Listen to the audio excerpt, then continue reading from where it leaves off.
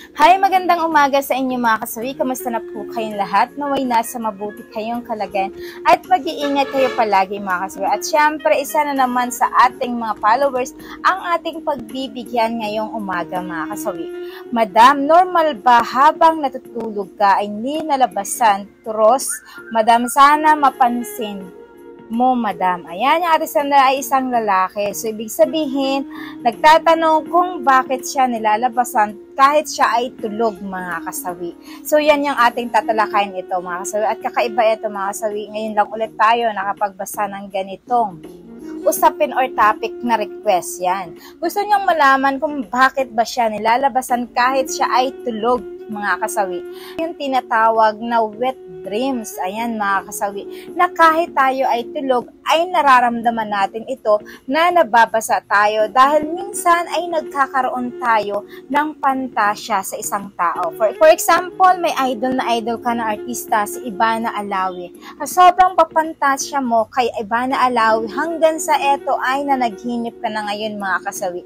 At sa iyong panaginip ay kasama mo siya, nakahana-hana mo siya. So, ibig sabihin, kahit na ikaw ay nananaginip, ay may posibilidad talaga na ikaw ay malalabasan dahil sa iyong pantasya, dahil nanaginip ka, nakasama mo si Ivana Alawi sa iyong panaginip.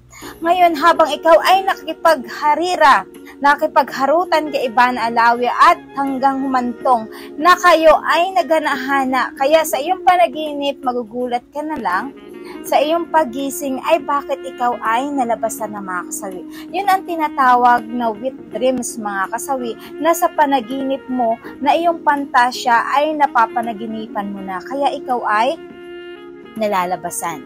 So for example mga kasawi, bukod pa dito, normal kasi ang wet dreams sa isang tao, lalo pat meron tayong mga crush, yun talagang pinapantasyahan natin sa bawat araw, tapos hindi na gustong gusto natin.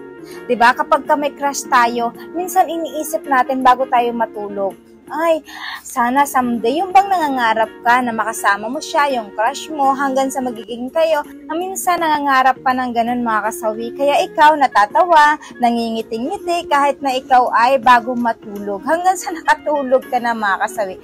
Yun na yun mga kasawi, na ang iyong crush ay kasama mo na sa iyong panaginip, kaya magugulat ka, ay bakit ako nilalabasan?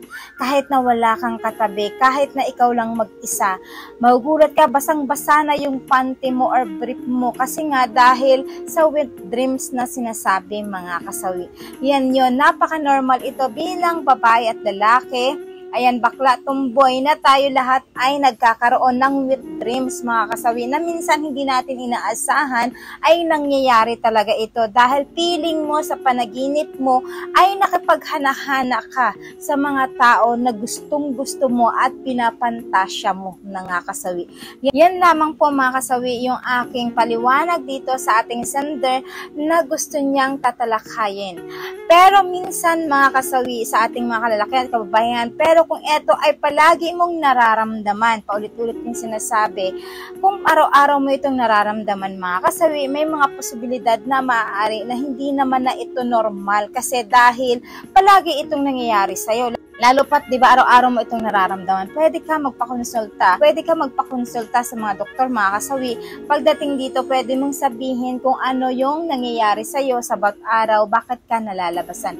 Pero kung ito ay paminsan-minsan, sa isang linggo ay 3 beses nangyayari, sa isang buwan ay 3 beses nangyayari, napaka-normal po ito dahil meron tayong mga tao na pinapantasya. Kaya sa ating panaginip ay nakakasama natin sila, kaya tayo ay akala natin totoong-totoo na nakikipaghanahana na tayo sa kanila, kaya ang ending ay nalalabasan tayo kahit tayo ay tulog mga kasawi. So ayan lamang po mga kasawi yung aking suggestion tungkol dito sa ating sender na na-request. At syempre mga kasawi, sa mga commenter natin dyan, pwede kayong mag-comment. Ayan, baka maaaring makatulong ito sa ating sender sa kanyang na-request ngayong umaga mga kasawi. Sa mga hindi pa po nakapag-subscribe mga kasawi, pwede na kayong mag-subscribe. Pwede na rin kayong mag-follow para updated kayo sa topic ko araw-araw. At maraming salamat po sa patuloy na pagsuporta nyo sa akin sa walang sawang pag-share at pag-comment. Mahal kayo ng inyong advisor. Bye mga kasawi!